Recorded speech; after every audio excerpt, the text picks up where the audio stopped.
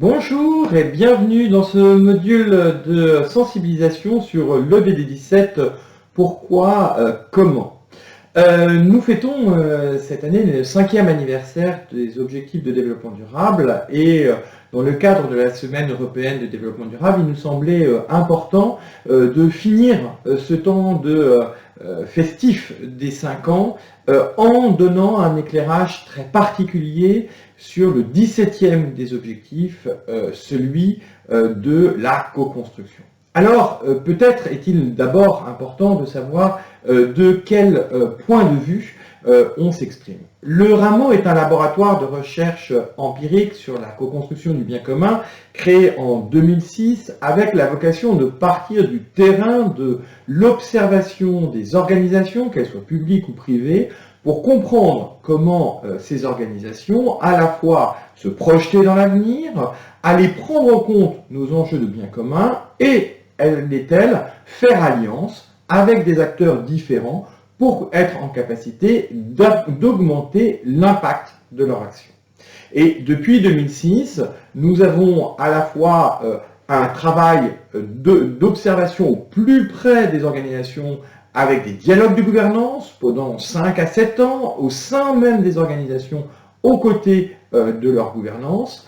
Deuxième point, nous avons, avec la Caisse des dépôts, créé en 2008 l'Observatoire des partenariats pour mesurer la capacité d'appropriation des questions d'alliance par les citoyens, les élus, les dirigeants d'entreprise et des associations. Et troisième levier, bien évidemment, tous ces travaux sont mis en débat avant d'être capitalisés, modélisés et mis à disposition de tous en open source.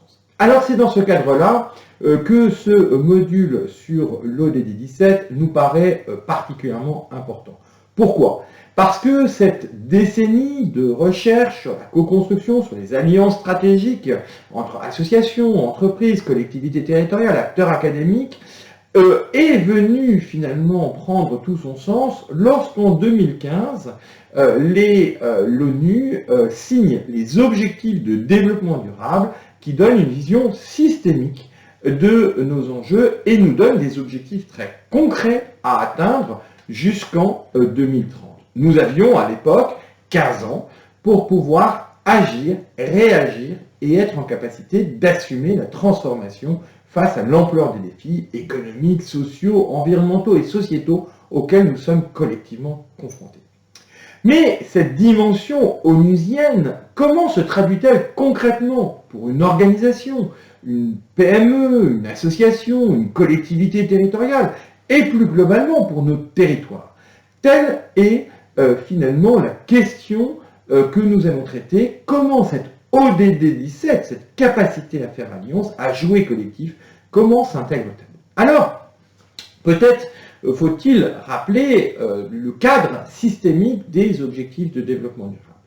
En 2015 a donc été signée une convention sur ces objectifs de développement durable à l'ONU avec 17 objectifs majeurs dont l'intérêt est le côté systémique, c'est-à-dire interaction entre les 17 et se déclinant en 169 cibles d'action très concrètes, moyens d'action à atteindre d'ici 2030. Et le 17e d'entre eux, finalement, paradoxalement, est un objectif de moyens.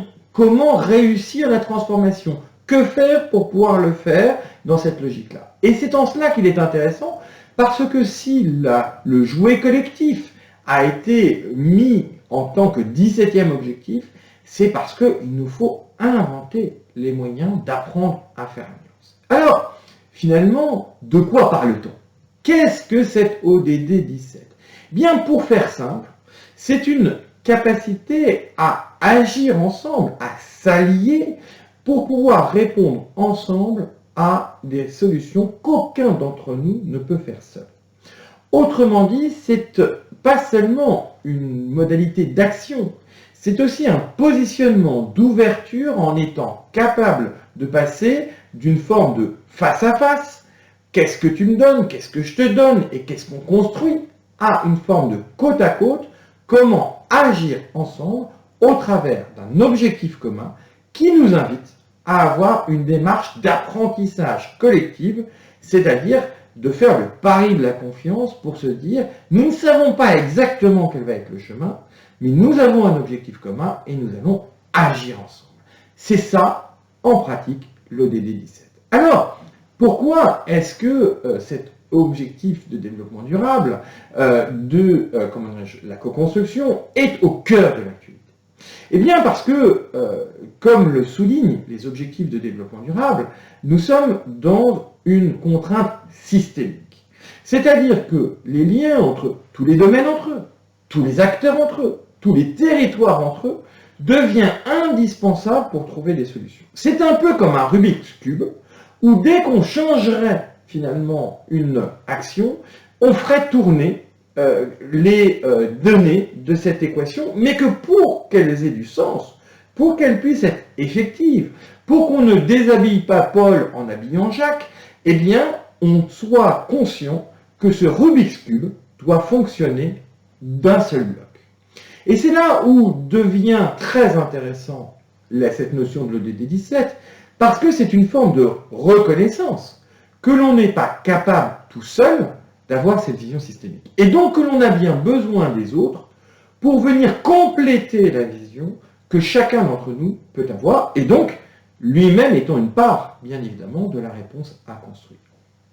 Alors, pourquoi est-ce que chacune des organisations est concernée par l'objectif de développement durable?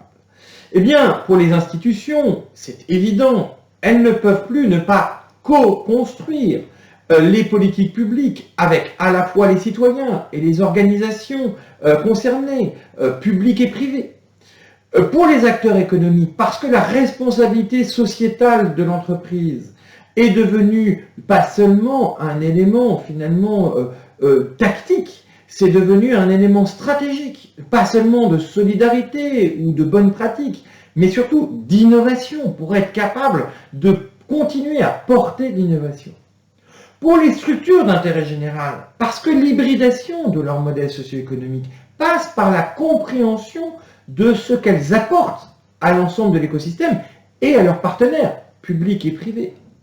Et puis aux acteurs académiques, parce que bien évidemment, on n'apprend plus aujourd'hui comme on apprenait hier. Nous sommes passés de la logique de l'apprentissage des pairs, P-E-R-E-S, à ceux des pairs, P-A-I-R-S, et bien évidemment, cela change radicalement la façon d'apprendre aujourd'hui, et donc du rôle que les acteurs académiques peuvent avoir. Autrement dit, et c'est un fait assez rare dans notre histoire de l'humanité, il se trouve qu'au même moment, les institutions, les entreprises, les structures d'intérêt général et les acteurs académiques sont confrontés à la transformation de leur modèle en même temps.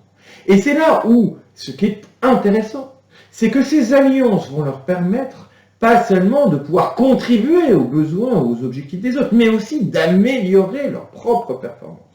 Autrement dit, nous sommes dans un équilibre entre ma capacité à contribuer à l'écosystème et ma capacité à capter de l'écosystème les ressources nécessaires, les transformations nécessaires qui vont m'aider moi-même à me développer. Et c'est en cela que, finalement, cette co-construction devient non seulement une nécessité, mais aussi une opportunité pour l'ensemble des acteurs de l'écosystème. Et c'est en cela qu'il est intéressant de voir comment les institutions d'une part et les citoyens d'autre part appréhendent ce sujet.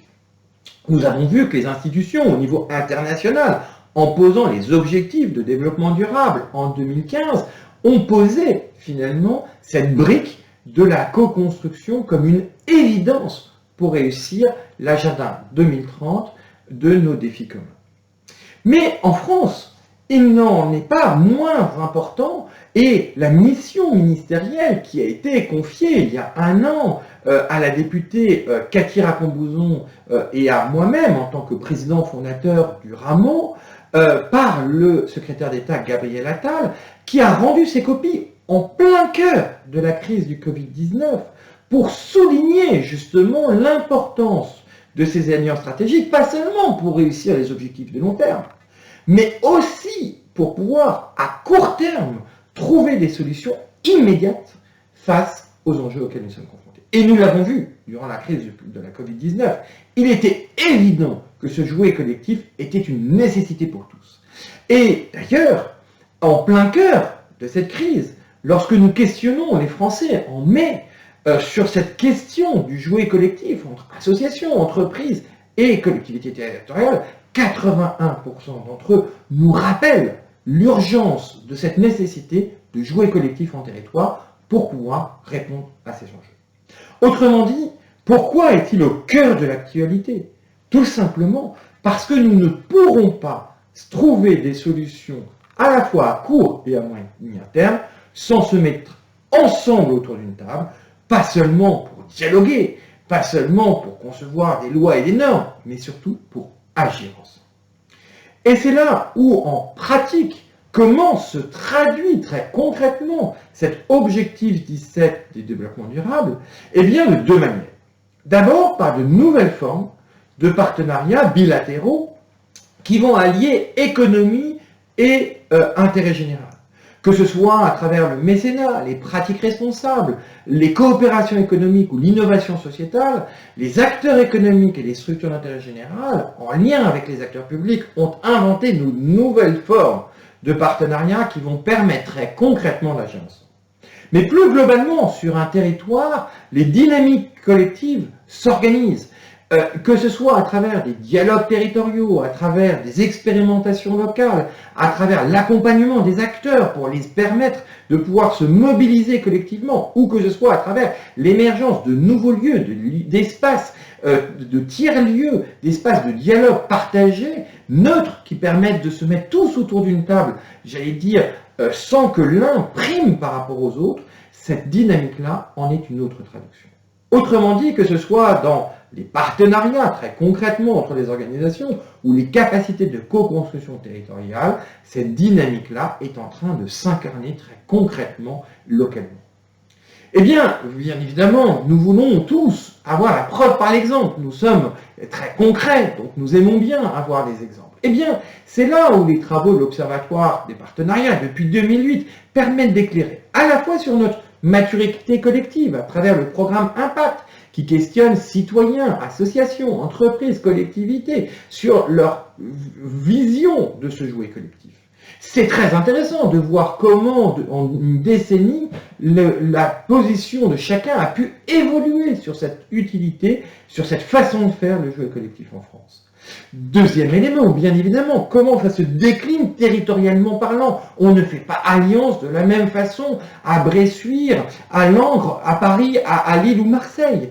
Et donc, quelque part, comment cette réalité-là, face à des fragilités territoriales qui ne sont pas les mêmes, face à des besoins de développement économique qui ne sont pas les mêmes, comment va-t-on répondre ensemble localement? Eh bien évidemment, il faut tenir compte de ces spécificités territoriales. Et puis, rien ne va sans des exemples inspirants qui nous permettent de comprendre les choses. Et vous trouverez dans la base de données Impact pratique partenariale innovante près de 500 exemples très diversifiés de grandes entreprises, de PME, d'associations, de collectivités, d'universités, de grandes écoles, d'acteurs institutionnels qui vous montreront cette réalité à l'œuvre dès aujourd'hui en France, et la mission ministérielle que nous avons conduite avec la députée Cathy Racon-Bouzon sous l'égide du gouvernement a donné une forme d'AMM, d'autorisation de mise sur le marché, comme on dit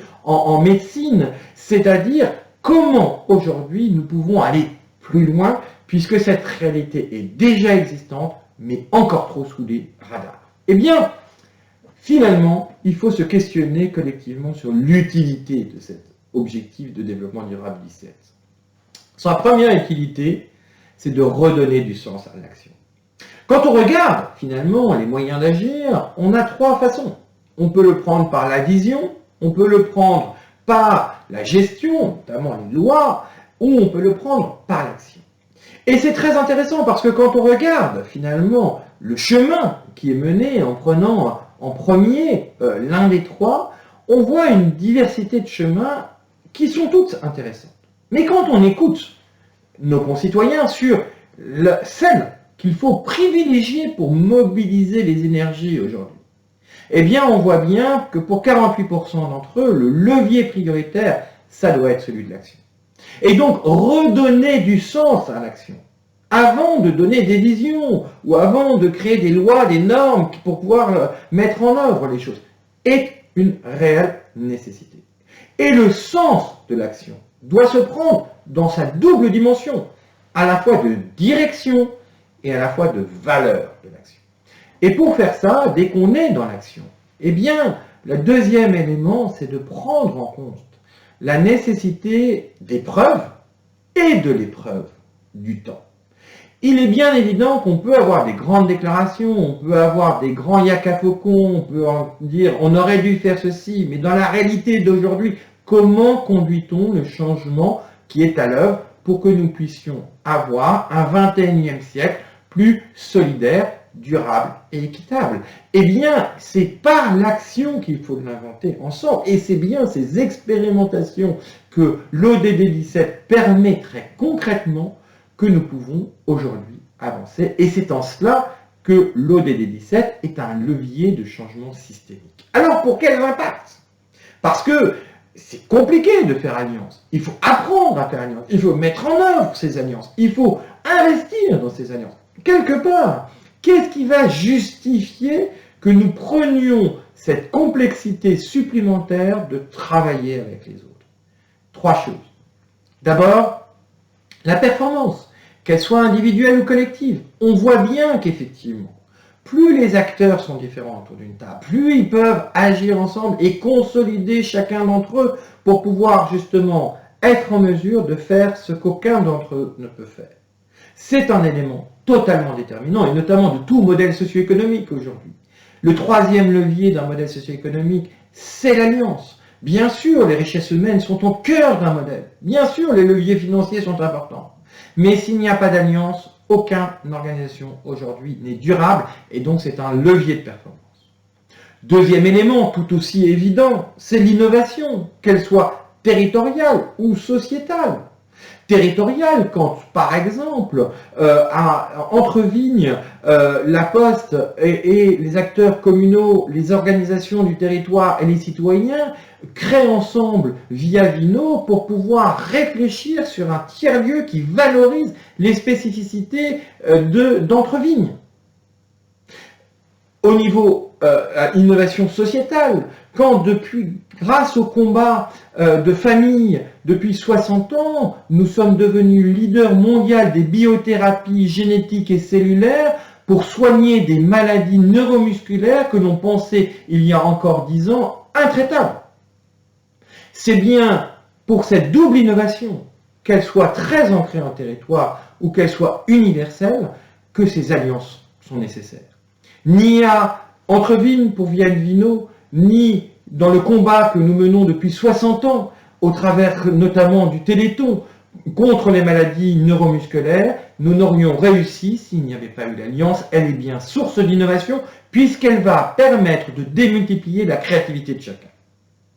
Et puis le troisième élément, c'est peut-être le plus important aujourd'hui dans la crise que nous vivons, c'est un élément de confiance. Qu'elle soit individuelle, l'étude que nous avons réalisée auprès des Français l'année dernière le montrait bien. Le fait de pouvoir agir ensemble est un élément d'engagement. Ça me donne confiance et j'ai envie de m'engager. Si je vois que les collectivités, les associations, les entreprises se mobilisent ensemble, eh bien je vais avoir envie de m'engager. Si au contraire, elles luttent les unes contre les autres pour dire qui a plus raison que l'autre, eh bien évidemment, je vais désespérer dans notre capacité à trouver des solutions. Et au-delà de cette confiance individuelle, c'est aussi une confiance collective, bien évidemment. C'est en cela que les alliances sont très fortes, parce qu'elles permettent à un territoire d'avoir un véritable phénomène de résilience. Citons par exemple les Voivres, qui a été reconnu territoire de confiance 2020 de la Fondation pour la co-construction du bien commun. Il est bien évident que les 30 ans de co-construction ont permis aujourd'hui d'avoir une ville résiliente, alors que quelque part, si chacun s'était occupé de lui-même, sans doute la situation aurait été différente. On peut dire de même de Nantes Métropole, autre territoire de confiance 2020 de la Fondation pour la co-construction du bien commun, ou de cette capacité à inventer ensemble une solution sur la friche de l'ancienne base 112 devenue microville 112 du côté de Courcy à Reims, parce que effectivement cette capacité à pouvoir se mobiliser ensemble a été levier de confiance. Eh bien, quand on peut améliorer la performance, quand on peut innover et quand on peut donner de la confiance, bien évidemment, ça redonne un véritable espoir dans la vie. Alors, aujourd'hui, comment agir concrètement? Comment accélérer cet objectif de développement durable 17? Eh bien, c'est simple. Chacun d'entre nous a aujourd'hui les outils nécessaires pour le faire. Que l'on soit une organisation, que l'on soit un territoire, que l'on soit une collectivité territoriale, que ce soit un investisseur ou une institution, il y a aujourd'hui, suite aux travaux qui ont été menés dans le cadre de la mission ministérielle, l'ensemble des outils nécessaires. Et bien évidemment, ce n'est pas la députée Katira Combouzon et moi-même tout seul qui avons pu identifier l'ensemble de ces éléments-là. C'est la centaine d'organisations publiques et privées qui se sont mobilisées dans notre mission ministérielle pour montrer que quelque part les outils existaient déjà et qu'il nous faut aujourd'hui nous en saisir collectivement. Alors, par où commencer? Eh bien, peut-être en nous re-questionnant et en observant la diversité des modèles socio-économiques autour de nous. Pourquoi? Parce que dans leur triple levier, celui de la mobilisation d'une diversité de richesses humaines, pour pouvoir réussir, là encore une fois, personne ne peut réussir seul. Dans une diversité des leviers financiers à notre disposition, et dans cette capacité à faire alliance, dans la construction de nos modèles socio-économiques qui sont au cœur du moteur de l'action, eh bien sans doute il y a là une véritable utilisation de l'ODD 17 en pratique. Alors, pour faire un lien avec ce module qui est publié à la fin de cette semaine européenne du développement durable, sachez que dès la semaine prochaine, le 15 octobre prochain, sera lancé un programme pour la reconnaissance des modèles socio-économiques d'intérêt général. Comment passer de cette connaissance que nous sommes en train de partager avec vous à une action en passant à des compétences qui permettent très concrètement de passer à l'action. C'est tout l'enjeu de ce programme qui sera lancé la semaine prochaine. Mais d'ici là, pour aller plus loin, notre laboratoire de recherche empirique vous propose des outils pour vous informer, pour vous former, notamment à travers la plateforme d'innovation territoriale en action, et pour agir efficacement avec tout un ensemble de référentiels, de centres de ressources numériques, de boîtes à outils sur lesquels vous trouverez toute la capitalisation de ce que depuis 14 ans nous avons constaté sur le terrain par la pratique des organisations publiques et privées, par la pratique et la mobilisation des territoires et par la capacité et l'envie d'action des femmes et des hommes de bonne volonté. Voilà ce que nous voulions vous dire aujourd'hui sur l'ODD 17 en pratique. Il existe en France, il est déjà présent, il a été révélé, on ne peut plus fortement, à l'occasion de la crise de la Covid-19. Il doit nous donner confiance dans le futur, à la fois dans notre capacité à piloter cette sortie de crise de la Covid-19 et en même temps de réussir l'agenda 2030 des objectifs de développement durable, car sans cela, sans gérer à la fois le court et le moyen terme, nous ne réussirons pas à faire ensemble face à nos défis, mais nous en avons aujourd'hui les moyens, nous en avons l'outil, c'est l'ODD 17, je compte sur vous pour pouvoir le mettre en œuvre, comptez sur nous pour continuer à aider les organisations et les territoires à s'en saisir tous les jours un peu plus. Merci de votre attention.